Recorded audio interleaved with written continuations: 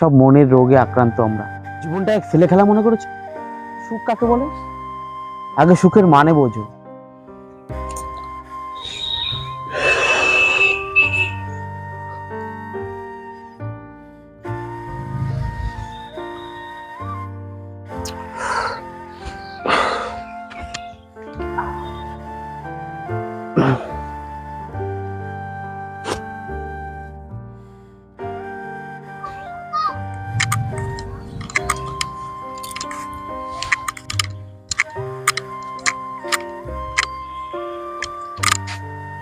এ কি তুমি?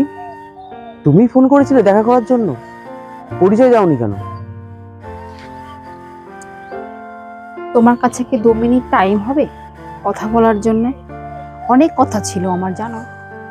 আমি জানি তোমার সঙ্গে কথা বলার মতন মুখ আমার নেই। খুব দরকারি কথা ছিল তোমার সঙ্গে আমার, মাত্র 2 মিনিট। আমি জানি আমি অনেক ভুল করেছি, নিজের ভুল আমি নিজে বুঝতে পেরেছি। তাই তোমার কাছে আমি আত্মসমর্পণ করতে এসেছি। মানে তুমি কি বলতে চাইছো?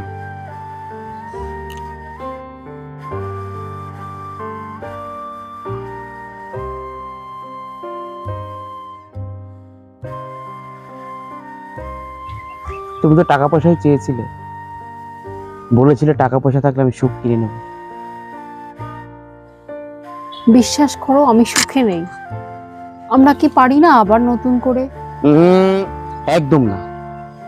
জীবনটা এক ছেলে খেলা মনে করেছো? অতটা সহজ জীবন নয় এটা। তুমি আজকে টাকা পয়সা পেয়েছো, ধন দৌলত পেয়েছো, চাইছো না সেটা।